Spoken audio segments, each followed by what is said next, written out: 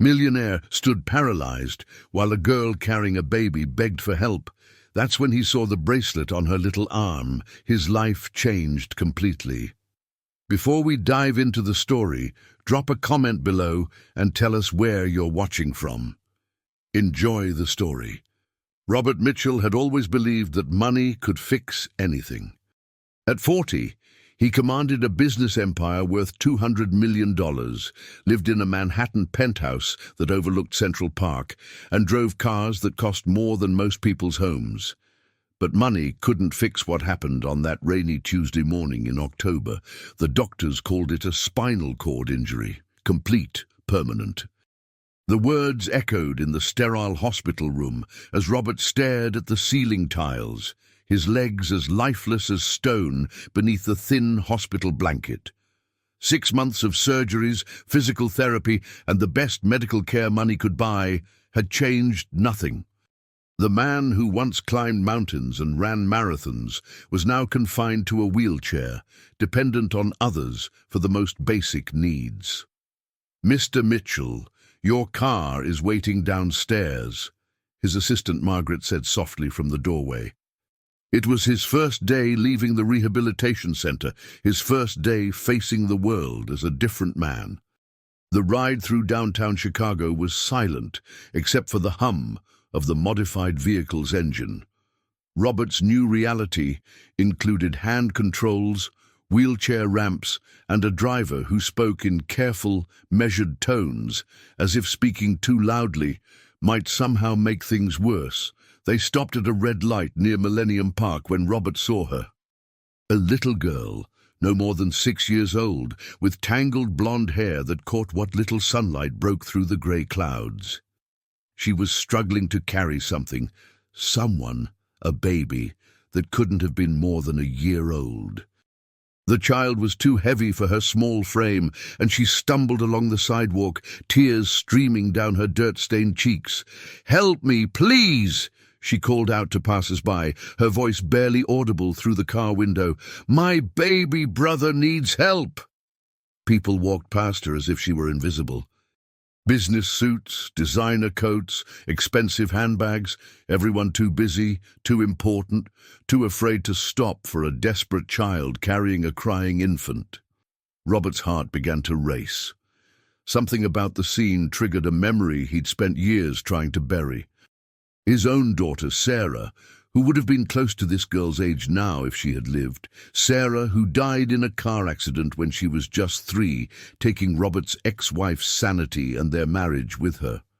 "Stop the car," Robert commanded. "Sir, the light is about to change. I said stop the car." Up. Robert's voice carried an authority that had built companies and closed billion-dollar deals. The driver pulled over, and Margaret quickly moved to help Robert with his wheelchair. As she positioned him on the sidewalk, Robert called out to the little girl, "Hey there, sweetheart. What's wrong?" The blonde child turned toward him, her blue eyes wide with hope and exhaustion. She took a tentative step closer, adjusting her grip on the baby who had quieted to soft whimpers. "My brother is sick," she whispered, her voice breaking.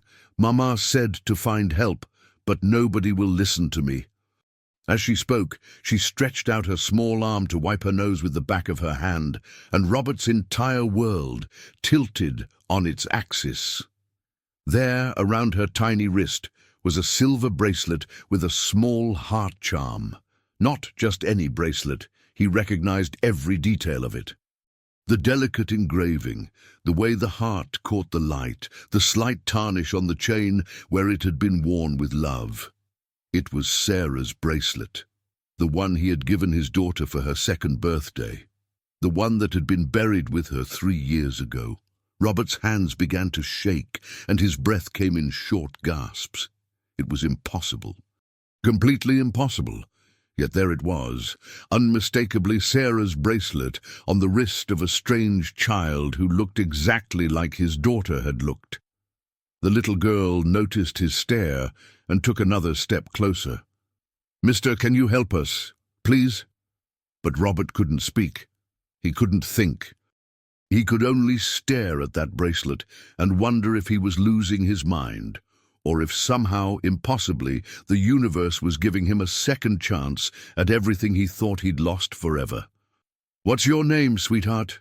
Robert asked, his voice gentle despite the turmoil raging inside him. "Emma," the little girl replied, shifting the baby's weight in her arms. "This is Tommy. He's been crying all morning and his head feels really hot." Robert reached out carefully. The baby's forehead was burning with fever. In his previous life, he would have immediately called 911, taken charge, solved the problem with efficiency and resources.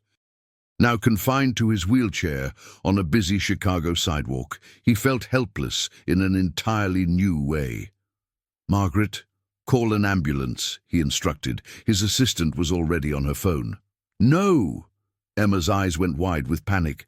"Mama said no hospitals. She said they'll take us away if we go to hospitals." The fear in her voice was so genuine, so raw, that Robert's heart broke a little more. He recognized that terror, the same look Sarah used to get during thunderstorms when she'd crawl into his bed seeking protection from monsters that only existed in her young imagination. Okay, Robert said softly. "We won't call an ambulance. But Tommy needs help. Do you know where your mama is?" Emma's lower lip trembled. "She went to get medicine 3 days ago. She said she'd be right back, but she never came home. I've been taking care of Tommy by myself." 3 days. This 6-year-old had been caring for a sick infant alone for 3 days. Robert's business mind immediately catalogued the impossibilities. How had they eaten? Where were they staying? How had no one noticed 2 children on their own? "Where have you been sleeping, Emma?" "In the park, under the big slide where it's dry." She pointed toward Millennium Park. "But Tommy keeps crying and people yell at us." Robert made a decision that would have seemed impossible just hours ago. "Emma, I want to help you and Tommy. I have a big house with lots of food and a warm bed. Would you like to come with me while we figure out how to find your mama?" Margaret shot him a warning look. Robert Mitchell didn't make impulsive decisions. He certainly didn't invite strange children into his home. But this wasn't a business decision. This was something deeper, something that bypassed logic entirely. Emma studied his face for a long moment, then looked down at the bracelet on her wrist. She touched it gently, a gesture so familiar it made Robert's chest tight. "My mama gave me this," she said quietly. "She said it would keep me safe. She said it belonged to someone very special who's watching over me now." The world seemed to stop. Robert's vision blurred as memories crashed over him. Sarah's tiny fingers tracing the same heart charm, his ex-wife fastening the clasp around their daughter's wrist, the way Sarah would touch it whenever she felt scared or uncertain. "Emma," Robert's voice was barely a whisper, "do you know anything else about that bracelet? Where your mama got it?" Emma shook her head, but something flickered in her eyes, a memory perhaps, or a half-forgotten conversation. "She used to cry when she looked at it," Emma said finally. "She'd hold it and whisper a name. Sarah, I think. She'd say, 'I'm sorry, Sarah,' and then cry some more." Robert's world tilted again. Someone had taken his daughter's bracelet from her grave and given it to this child. But why? Who would do such a thing? As Margaret finished arranging for a private doctor to meet them at Robert's penthouse, he found himself studying Emma's face more carefully. The shape of her eyes, the curve of her small nose, the way she held her head when she was thinking. She looked like Sarah. Not just similar. She looked exactly like Sarah had looked. But that was impossible. Sarah was dead. He'd held her lifeless body in the hospital. He'd watched them lower her tiny casket into the ground. Unless. Robert pushed the thought away. Grief could make people see things that weren't there. He was projecting his loss onto this innocent child who needed help, not delusions from a broken man who'd never properly mourned his daughter. But as Emma climbed carefully into the car, still cradling Tommy protectively, Robert couldn't shake the feeling that fate had just delivered something impossible to his doorstep. And he was going to find out exactly what that something was. Dr. Patricia Hendricks arrived at Robert's penthouse within the hour. She was a pediatrician who'd treated Chicago's wealthiest families for decades, discreet and thorough. As she examined Tommy in one of the guest bedrooms, Robert watched Emma explore his home with wide eyes. "It's so big," she whispered, running her small hand along the marble countertop in the kitchen. "Do you live here all by yourself?" "Just me," Robert confirmed, though the words felt heavier than usual. The penthouse had always been a symbol of his success, but seeing it through Emma's eyes, it felt cavernous and lonely. "Where are all your family pictures?" Emma asked, looking around the sterile living room with its expensive art and designer furniture. Robert's throat tightened. He'd removed every photograph after Sarah died. He couldn't bear seeing reminders of what he'd lost. Now, for the first time in 3 years, he wondered if that had been a mistake. "I don't have much family anymore," he said simply. Dr. Hendricks emerged from the bedroom. "Tommy has a severe ear infection, but with antibiotics he'll be fine. What concerns me more is their general health. Emma's malnourished, and both children show signs of inconsistent care. How long did you say they've been on their own?" 3 days, according to Emma. "Mr. Mitchell, I have to ask, have you contacted Child Protective Services? These children need—" "No." Robert's voice was firm. "Not yet. Give me some time to find their mother first." Dr. Hendricks frowned but nodded. She'd known Robert long enough to recognize that tone. 24 hours, then I have to report this officially. These children need stability." After the doctor left, Robert found Emma sitting on the floor beside Tommy's bed, gently stroking his forehead as he finally slept peacefully. "Emma, I need to ask you some questions about your mama. It might help me find her." Emma looked up at him with those familiar blue eyes. "Okay. What's your mama's name?" "Lisa. Lisa Carter." Robert made a mental note. "Do you know where you used to live before the park?" "Lots of places. We move around a lot. Mama says it's safer that way." Emma's voice was matter-of-fact, as if constant relocation was normal for a child. "What about your daddy? Where is he?" Emma's expression darkened. "Mama says we don't talk about him. She says he's a bad man who hurt people." Robert felt a chill. A woman running from an abusive situation would explain the constant moving, the fear of hospitals and authorities. But it didn't explain the bracelet. "Emma, when did your mama give you that bracelet?" Emma touched the silver charm unconsciously. "On my birthday, my 4th birthday. She said it was very special, and I had to promise to never take it off." "Do you remember anything else about that day? Did she say where the bracelet came from?" Emma was quiet for a long moment, her small brow furrowed in concentration. "She was crying. She said she had to tell me something important about my real family." Robert's pulse quickened. "Your real family?" she said. Emma's voice dropped to barely a whisper. "She said I had a daddy who loved me very much, but that bad things happened, and she had to take me away to keep me safe. She said the bracelet was from my sister in heaven." The room seemed to spin around Robert. His hands gripped the wheels of his chair so tightly, his knuckles went white. "Emma, how old are you now?" 6. "I just turned 6 last month." Robert's mind raced through the mathematics of impossible possibilities. Sarah had died 3 years ago. Emma was 6 now, which meant she would have been 3 then, the same age Sarah had been. But that would mean no. It was impossible. He'd identified Sarah's body himself. He'd buried his daughter, hadn't he? Suddenly, Robert remembered something that had bothered him at the funeral, but which he'd pushed aside in his overwhelming grief. The casket had been closed during the service. The mortician had explained that the injuries from the car accident were too severe for an open viewing. He'd never actually seen his daughter's face after the accident. Robert's heart hammered against his ribs as a terrible, wonderful possibility began to take shape in his mind. What if Sarah hadn't died in that car accident? What if someone had taken her and let him believe she was dead? What if Emma wasn't just a lost child who reminded him of his daughter? What if Emma was his daughter? Robert's hand shook as he dialed the number from memory.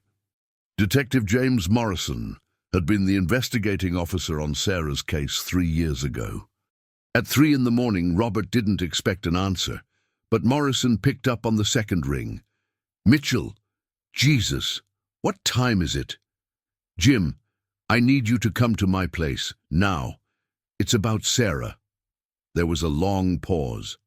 Robert, we've been through this. I know the anniversary is hard, but someone took her. The words tumbled out before Robert could stop them. Someone took Sarah and made us think she was dead. That's impossible. You identified the body yourself. We had dental records, DNA. Did we? Or did we just trust what we were told? Jim, I'm looking at a 6-year-old girl wearing Sarah's bracelet. The one that was supposed to be buried with her. Another long silence. I'll be there in 20 minutes. Robert wheeled himself back to the guest room, where Emma slept curled up next to Tommy's crib. In the dim light from the hallway, she looked so much like Sarah, it made his chest ache. The same blonde hair, the same delicate features, even the same way she slept with one hand under her cheek. He thought about the closed casket, about how the funeral home had rushed the burial, about how his ex-wife Helen had been so heavily sedated she could barely stand. They'd both been in shock, trusting others to handle the details while they drowned in grief. What if they'd been deceived? When Detective Morrison arrived, he looked older than Robert remembered. 3 years on the Chicago police force could age a man quickly, especially when dealing with cases involving children. Show me this bracelet, Morrison said without preamble. Robert led him to the guest room. Emma stirred as they entered, her eyes opening sleepily. It's okay, sweetheart, Robert whispered. This is my friend Jim. Can you show him your pretty bracelet? Emma sat up, automatically reaching for the silver charm. Morrison knelt beside the bed, his experienced eyes studying the piece carefully. Christ, he breathed after a moment. That's the same bracelet. I remember because it was the only piece of jewelry we couldn't find after the accident. We assumed it had been thrown clear. Because it wasn't in the car, Robert said quietly. Because Sarah wasn't in the car. Morrison stood slowly, his expression troubled. Robert, this doesn't prove what you think it proves. That bracelet could have been removed from the scene by emergency responders, hospital staff, anyone with access. Then explain her, Robert gestured toward Emma, who was watching them with curious eyes. Explain why a 6-year-old girl who's been missing her mother for 3 days looks exactly like my daughter. Explain why she has memories of a sister in heaven and a father who loved her. Morrison studied Emma's face, and Robert saw the exact moment when recognition dawned. The detective's face went pale. We need to run DNA tests, Morrison said finally. Tonight. Already arranged it, Robert replied. Dr. Hendricks took samples when she examined both children. Results should be back by morning. Robert, Morrison's voice was careful. Even if this child is Sarah, and I'm not saying she is, you need to prepare yourself for the possibility that your ex-wife was involved. Think about it. Who else would have had access to Sarah during the confusion after the accident? Who else would have known about the bracelet? The thought hit Robert like a physical blow. Helen had been devastated by Sarah's death, but she'd also been the one to handle many of the arrangements.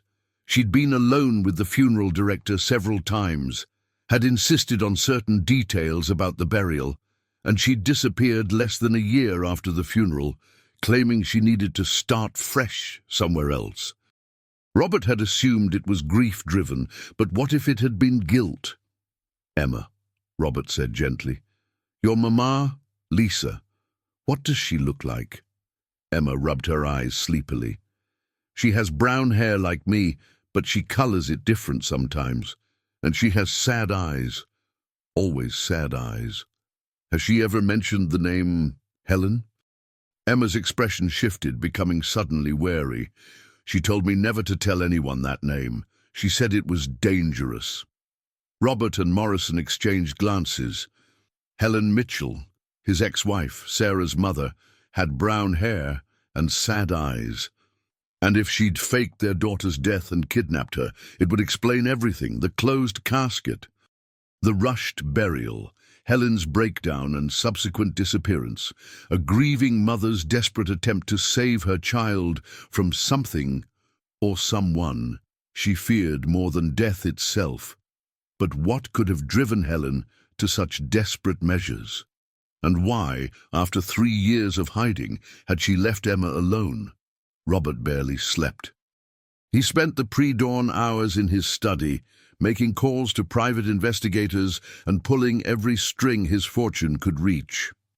By 6 a.m., he had teams searching for any trace of Lisa Carter or Helen Mitchell in the Chicago area. Emma found him there when she woke up, still in his wheelchair by the massive windows overlooking the city. "You look sad," she said simply, climbing onto the leather couch nearby. "I'm worried about your mama," Robert replied honestly. "I want to help find her." Emma was quiet for a moment, then said something that stopped Robert's heart. "She talks about you sometimes." "What did you say?" "Mama talks about you. She calls you him, but I know she means you. She says you have kind eyes and that you would have been a good daddy if things had been different." Robert's hands began to shake. "Emma, what else does she say about me?" "She says you live in a big house and that you're very smart and strong.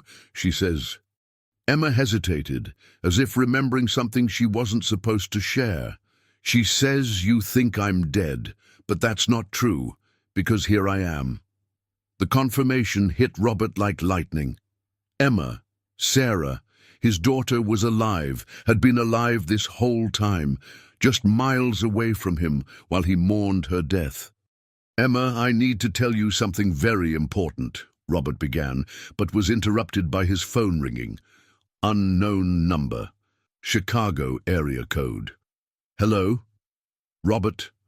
The voice was older, more worn, but unmistakably Helen's. "Helen." Robert's voice was barely controlled. "Where the hell are you? I know you have her. I know you have Sarah." Helen's voice was shaking. "I saw the news report about a businessman helping a homeless child downtown yesterday. They showed your car. Her name is Emma, and she's been alone for 3 days because you abandoned her." "I didn't abandon her," Helen's voice cracked. "I was getting medicine for Tommy. I was only supposed to be gone a few hours, but they found me. They've been hunting us for 3 years, Robert. I had to run." "Who's been hunting you? What are you talking about?" There was a long pause filled with the sound of Helen crying. "Your business partners, Robert, the ones who wanted you to sign those contracts 3 years ago. The development deal with the offshore investors." Robert's blood went cold. He remembered the pressure he'd been under in the months before Sarah's accident. International investors wanting to partner with his company, offering billions in exchange for access to his North American infrastructure. He'd been investigating their backgrounds when the accident happened, and in his grief, he'd let the deal die.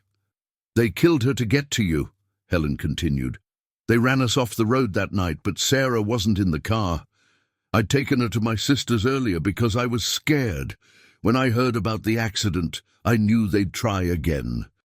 So I let everyone think she died. I took her and we ran. 3 years, Helen. 3 goddamn years you let me think my daughter was dead. Because she's safer dead, don't you understand? As long as they think she's gone, they won't hunt her. But now you've seen her, and if they figure out who she really is..." The line went quiet except for Helen's ragged breathing. "They found me yesterday, Robert. That's why I had to run. They're coming for her now." "Then come home. Come back and we'll protect her together." "I can't. They have me, Robert.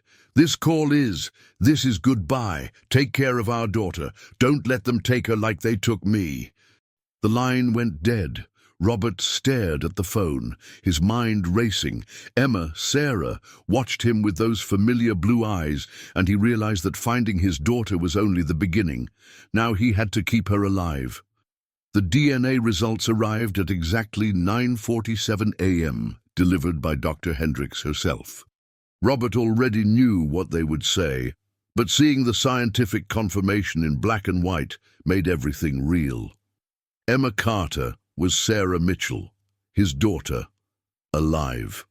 The genetic markers are a perfect match, Dr. Hendricks explained. This child is definitely yours, Robert, but how is that possible? I attended Sarah's memorial service myself.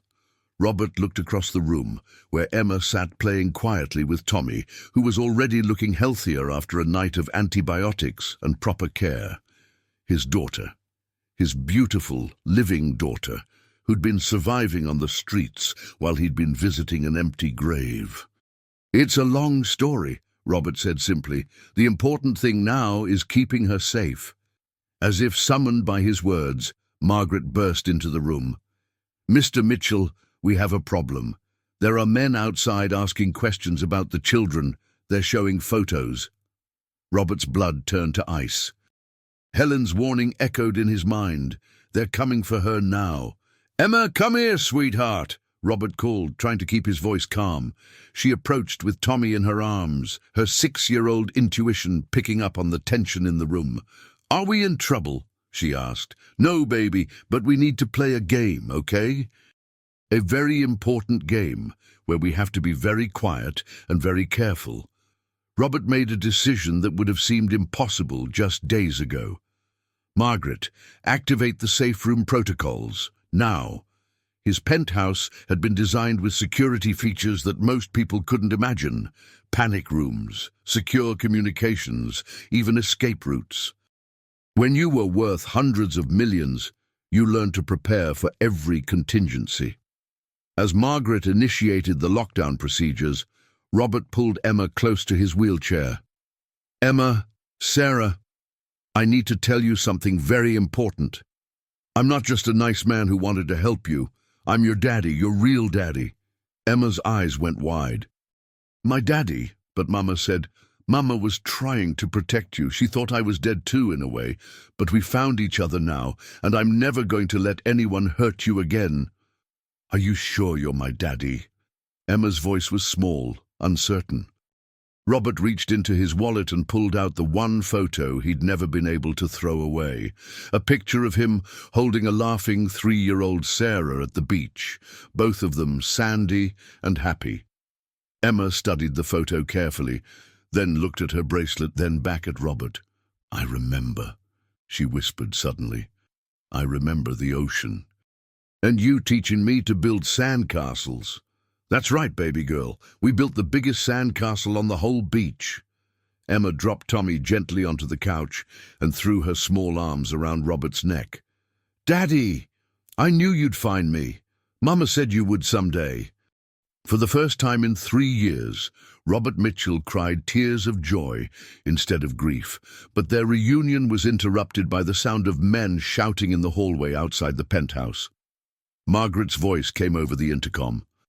Mr. Mitchell, they've breached the main entrance. We need to move to the safe room immediately.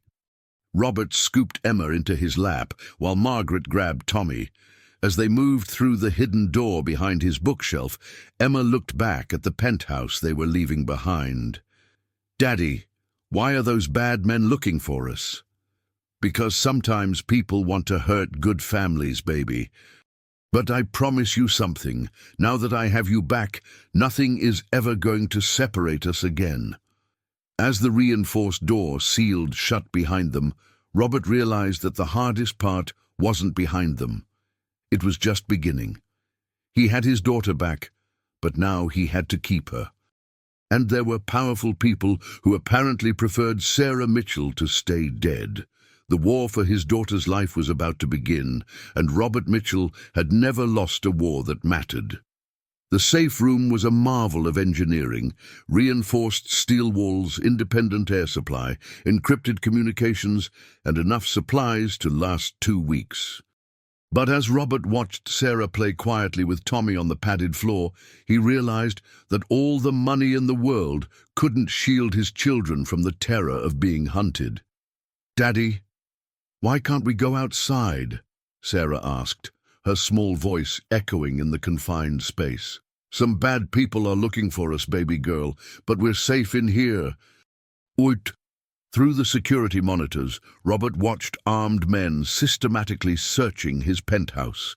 They weren't thieves. They moved with military precision, checking every room, every closet, every possible hiding place. They knew exactly what they were looking for. Detective Morrison's voice crackled through the secure communication system. "Robert, we've got the building surrounded, but these guys aren't backing down. They've got diplomatic immunity papers. Claims they're part of an international security firm hired to recover kidnapped children." "That's impossible. Sarah is my daughter." "Do." According to their paperwork, Emma Carter was abducted from her legal guardian 3 days ago by an unidentified man in a wheelchair. They have court orders from 3 different countries. Robert's mind raced. The conspiracy was deeper than he'd imagined. These people hadn't just tried to kill his family 3 years ago. They'd spent the time since then building a legal framework to steal Sarah back if she was ever discovered alive. "Jim, I need you to contact someone for me. Marcus Webb, my head of security. Tell him to activate Protocol 7. "What's Protocol 7? "Something I hoped I'd never need." 20 minutes later, Robert's penthouse was no longer under siege. It was under the protection of a team that made the international operatives look like amateurs. Marcus Webb had been a Navy SEAL before Robert hired him, and he'd built a security network that could rival most government agencies. "Sir, we've neutralized the immediate threat," Marcus reported through the comm system. "But this is bigger than a simple kidnapping attempt. These people have resources that suggest government backing." "From which government?" "That's what we need to find out." "Sir, I'm going to recommend we move you and the children to the Montana facility until we can identify all the players involved." Robert looked at Sarah, who was listening to every word with those intelligent blue eyes that missed nothing. "Daddy, what's Montana?" she asked. "It's a place with big mountains and lots of space to run around. Would you like to see it?"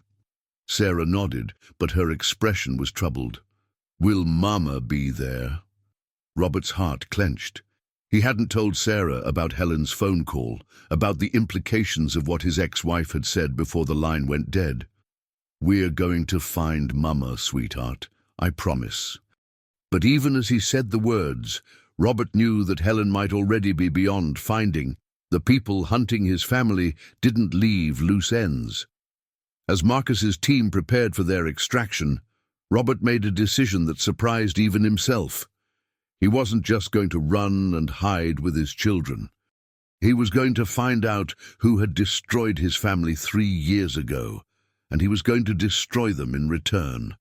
Some wars were worth fighting, no matter the cost, and this was the most important war of his life. The Montana facility was more fortress than home. A sprawling compound hidden in the Glacier National Park wilderness, accessible only by helicopter or a winding mountain road that took 3 hours to navigate. Robert had purchased it years ago as a secure retreat, never imagining he'd need it to protect his daughter's life.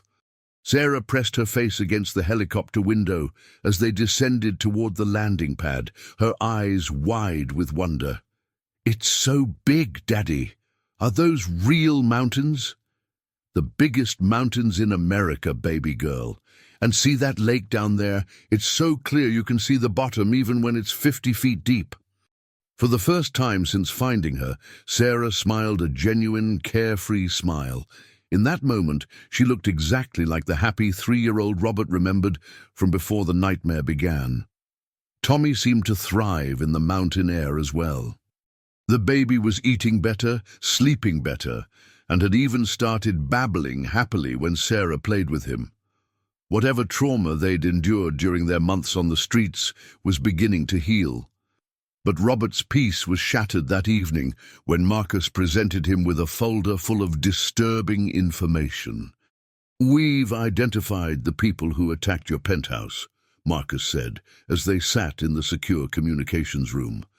"They're operatives from Meridian International, a private security firm that specializes in asset recovery for high-net-worth individuals and corporations.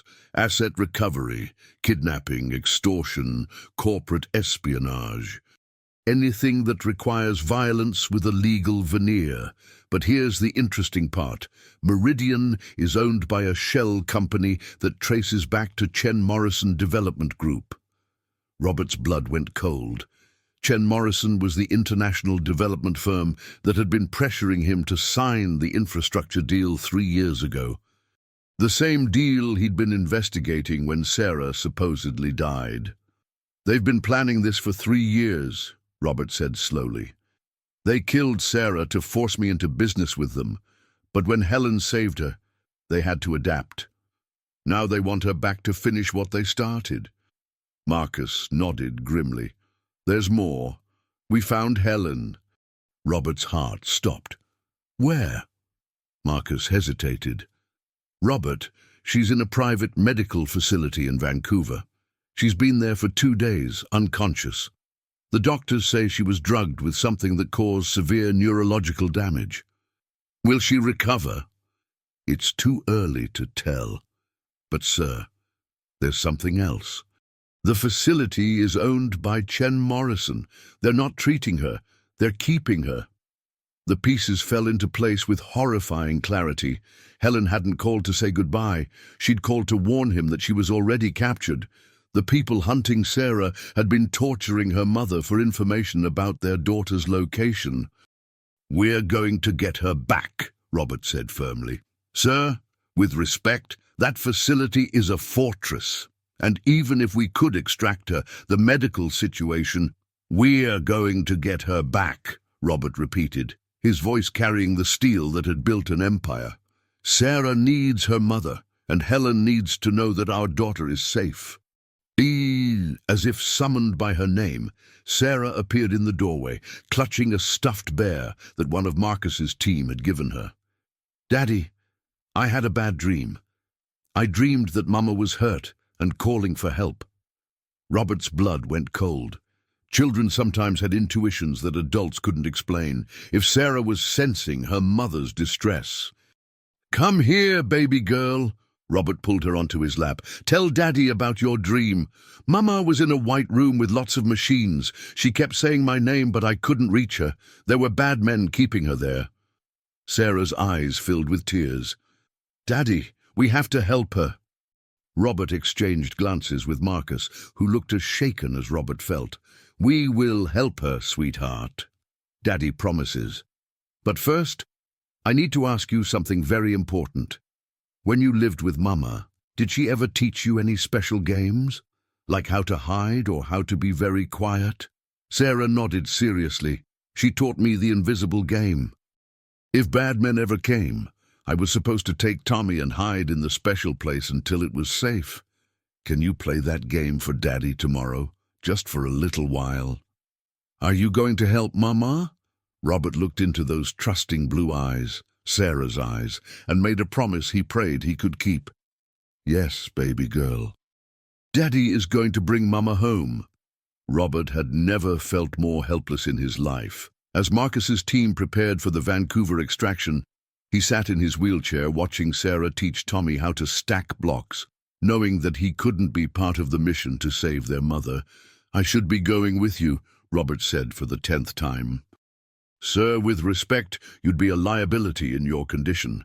This requires speed and stealth. We'll bring Helen back." But Robert's business instincts were screaming that something was wrong. The Vancouver facility was too well defended, the intelligence too easy to obtain. It felt like a trap. "Marcus, what if they want us to attempt a rescue? What if this is all designed to draw us out? Then we'll be ready for them. Sir, we can't leave Helen in their hands. You heard what the doctors said.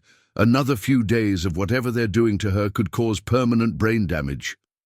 As the team prepared to leave, Sarah approached Robert with her characteristic directness. "Daddy, you're scared." "A little bit, baby girl. Sometimes grown-ups get scared when people they love are in danger. Mama used to get scared too, but she told me that when you love someone enough, you become brave for them."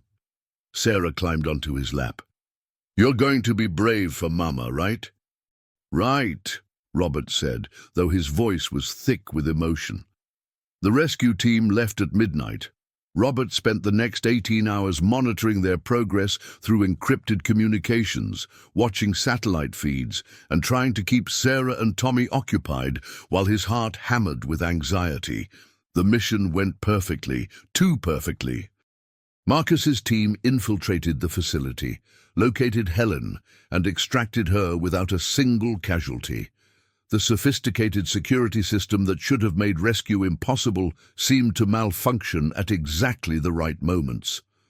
The guards were mysteriously absent from key positions. Even the medical equipment keeping Helen stable was portable, as if someone had planned for her removal. "Something's wrong," Robert muttered as he watched the extraction helicopter approaching the Montana compound. His fears were confirmed when Helen was brought into the medical facility Marcus had established in the compound's east wing. She was conscious, alert, and surprisingly uninjured for someone who'd allegedly been tortured for days. "Robert." Helen's voice was weak but clear as she was wheeled into the room where he waited. "Thank God. Is Sarah safe?" "She's here, she's safe." "Helen, what did they do to you?" Helen's eyes filled with tears. "They made me call you. They forced me to tell you about the conspiracy, about Chen Morrison. Robert, it was all a lie." "What was a lie?" "The story about your business partners trying to kill us. I made it up because they told me to. They wanted you to believe you were in danger, so you'd go into hiding with Sarah." Robert's world tilted. "Why would they want us in hiding?"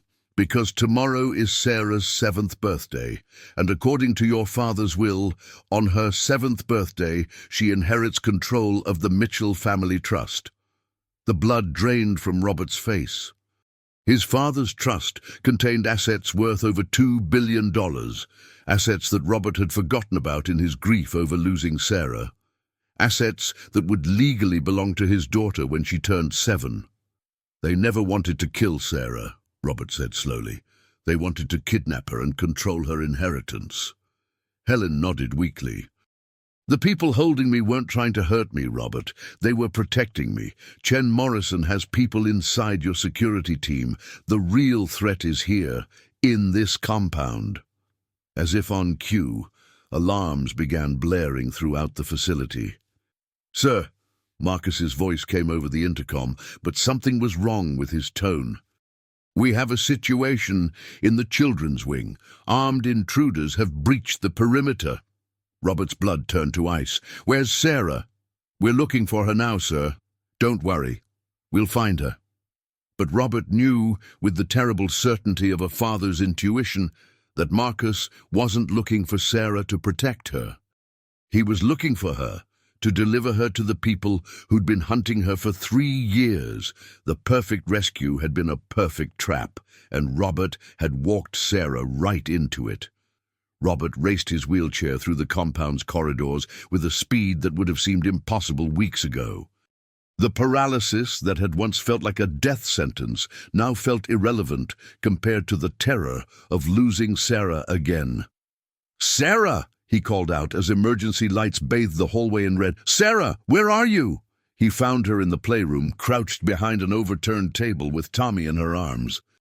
Her eyes were wide with fear, but she was protecting the baby with a fierce determination that broke Robert's heart. "Daddy!" She ran to him, and he pulled both children into his lap. "It's okay, baby girl. We're going to play that invisible game Mama taught you, remember? The bad men are here, aren't they?" "Yes, but Daddy has a plan." Robert's fingers flew over his wheelchair's built-in communication system, a modification he'd had installed after his accident that allowed him to control various functions throughout his properties. If Marcus had betrayed him, then the compound's standard security protocols were compromised. But Robert had other systems, older systems that Marcus didn't know about. The lights went out completely, plunging them into darkness. Emergency power kicked in 30 seconds later, but in those crucial moments, Robert had accessed protocols that predated Marcus's involvement with his security. Lockdown initiated, the compound's original AI system announced. All external exits sealed, all personnel confined to current locations. Robert heard Marcus's voice over the radio, sharp with anger. "Sir, you need to override the lockdown. We have security teams trapped outside who can help us." "I don't think so, Marcus." "How long have you been working for Chen Morrison?" There was a long pause. "Since the beginning, Robert. Since before Sarah's accident. Did you really think it was coincidence that I was available to head your security right after your daughter died? We've been planning this for years. What do you want?" "What we've always wanted. Sarah's inheritance. $2 billion is worth a lot of patience." Robert's mind raced. The compound was sealed, but Marcus and his team were inside with them. The lockdown bought time, but not safety.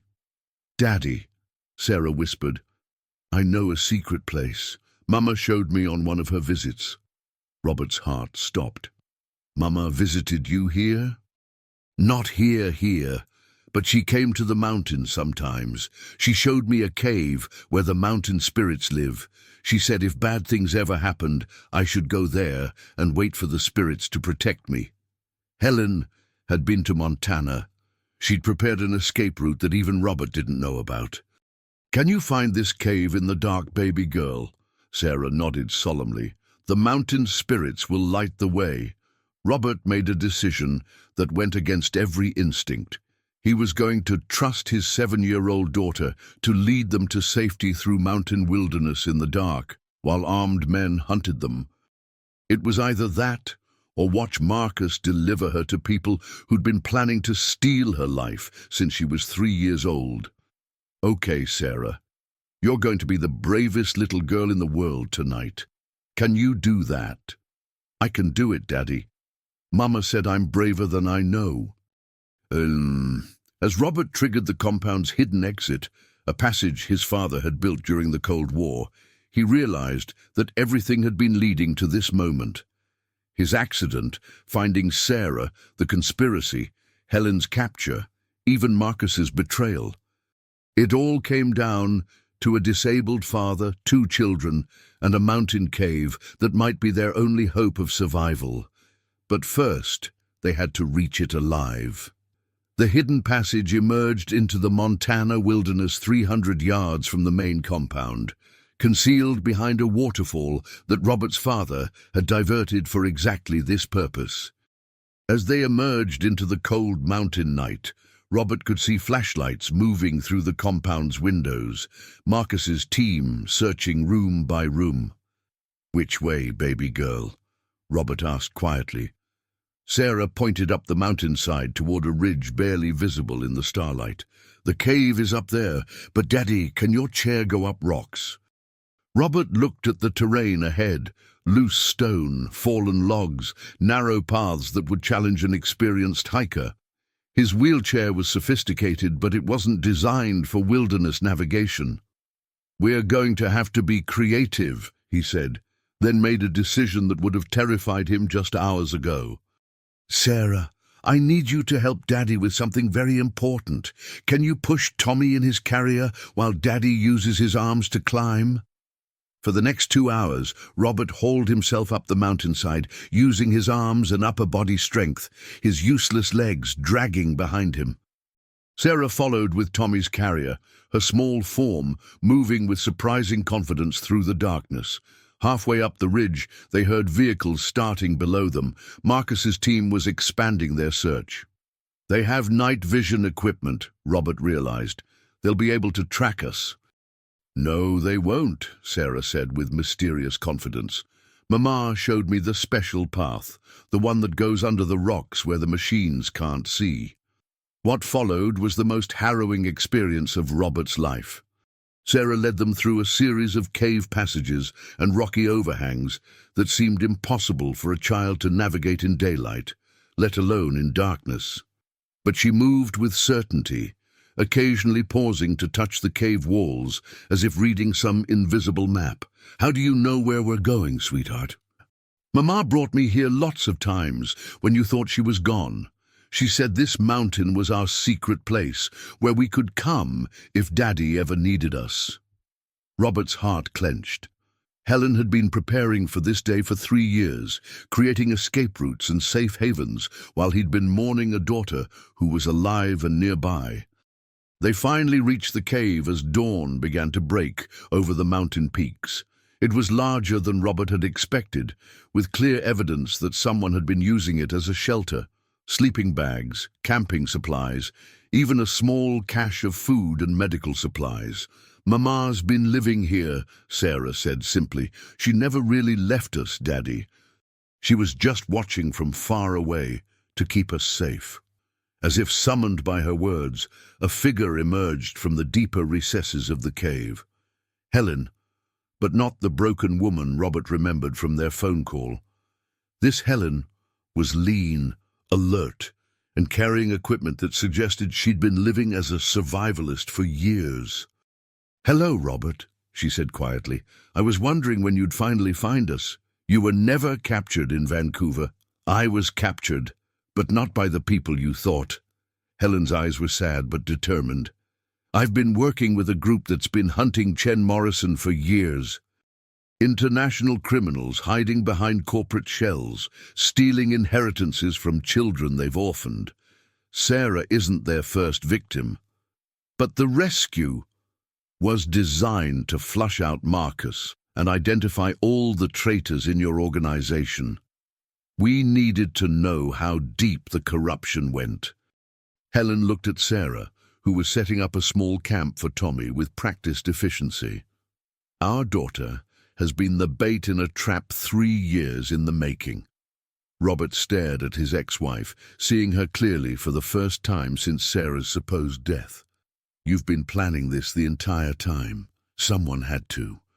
You were too broken by grief to see what was really happening. So I became someone who could fight back." As helicopters appeared in the distance, Helen reached for a radio. "Alpha Team, this is Phoenix. Package is secure. Begin final phase." "What's the final phase?" Robert asked. Helen smiled, and for the first time in years, it was the smile of the woman he'd fallen in love with.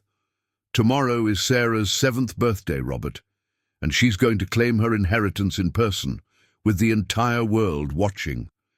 Chen Morrison wanted to steal from our daughter in shadows. Instead, they're going to be exposed in the light." The war for Sarah's future was about to become very public, and this time the Mitchell family was ready to fight back. The federal building in Chicago had never seen anything like it. At exactly 9 a.m. on Sarah's 7th birthday, every major news network had cameras focused on the steps where a little girl in a blue dress was about to claim the largest inheritance in American legal history. Robert sat in his wheelchair beside the podium, watching Sarah practice her speech one more time. Helen knelt beside their daughter, adjusting the silver bracelet that had started this incredible journey. "Remember, sweetheart, just tell them the truth," Helen said softly. "I will, Mama, but I'm nervous about all those cameras." "You know what Mama told you about being brave?" Robert said, taking Sarah's small hand in his. "Brave isn't about not being scared. Brave is about doing the right thing, even when you are scared." At exactly 9:15, federal judge Patricia Collins opened the emergency hearing that would determine the fate of the Mitchell Family Trust. The courtroom was packed with reporters, federal agents, and lawyers representing both sides of a conspiracy that had taken 3 years to unravel. Marcus Webb sat at the defendant's table in handcuffs, along with 6 other members of Chen Morrison's operation. The evidence Helen's team had gathered was overwhelming. Recorded conversations, financial records, even video footage of the original staged car accident that was supposed to kill Sarah. "Your Honor, the federal prosecutor began, the evidence will show that Chen Morrison Development Group orchestrated an elaborate fraud designed to steal Sarah Mitchell's inheritance by faking her death and manipulating her grieving father. But the most powerful testimony came from an unexpected source. "I want to tell everyone what really happened," Sarah said, as she stepped up to the witness stand, her voice clear and strong, despite the enormous crowd watching her every word. 3 years ago, some bad men tried to hurt my family because they wanted to steal my birthday money." Sarah's simple words cut through the legal complexity like a knife. "They made my daddy think I was dead, and they made my mama run away to protect me, but they forgot something important." "What did they forget, Sarah?" Judge Collins asked gently. "They forgot that families who love each other never really give up. My daddy never stopped looking for me, even when everyone told him I was gone. My mama never stopped protecting me, even when it meant living in caves and mountains, and I never stopped believing that we'd be together again." Sarah looked directly at the cameras, her blue eyes blazing with a courage that made hardened reporters wipe their eyes. "The bad men thought they could steal from me because I was little and didn't have anyone to protect me, but they were wrong. I have the best daddy in the whole world, and he's taught me that being rich isn't about money. Being rich is about having people who love you no matter what," Judge Collins ruled within an hour. The Mitchell Family Trust was restored to Sarah's control. Chen Morrison's assets were frozen pending criminal trials, and Marcus Webb received a federal sentence that would keep him in prison for the rest of his life. But the real resolution happened later that evening, back at the Montana compound that had been swept clean of corruption and rebuilt as a true family home. Sarah sat on Robert's lap as they watched the sunset paint the mountains in shades of gold and purple. Tommy played happily nearby while Helen prepared dinner in the kitchen, humming softly for the first time in years. "Daddy," Sarah said quietly, "I have a confession." "What's that, baby girl?" "I knew you were my daddy the first day we met. Not because of tests or grown-up things. I knew because when you looked at me, your eyes got happy sad. Mama told me that only daddies who love their little girls get happy sad eyes." Robert's throat tightened. "You knew all along?" "I knew you loved me, and I knew that if you loved me that much, you'd figure out how to save us." Sarah twisted in his lap to face him. "I was right, wasn't I?" "Yeah, sweetheart, you were right." Nay, as Helen called them in for Sarah's birthday dinner, Robert realized that his daughter had taught him the most important lesson of his life. Wealth wasn't measured in bank accounts or business empires. Real wealth was measured in moments like this. A family together, safe and whole, with nothing but love and time stretching ahead of them. 3 years ago, Robert Mitchell had lost everything that mattered. Tonight, on his daughter's 7th birthday, he discovered that everything that truly mattered had been waiting for him to be brave enough to find it. And in her bedroom that night, as Robert tucked Sarah in with the silver bracelet glinting on her wrist, she whispered the words that made everything worth it. "Thank you for never giving up on me, Daddy. I love you. I love you too, baby girl, forever and always." The little girl who had been lost was found. The father who had been broken was whole, and the family that had been torn apart by greed was finally, completely, perfectly together. Sometimes the greatest fortunes aren't inherited. They're fought for, one impossible day at a time, by people who refuse to surrender their love.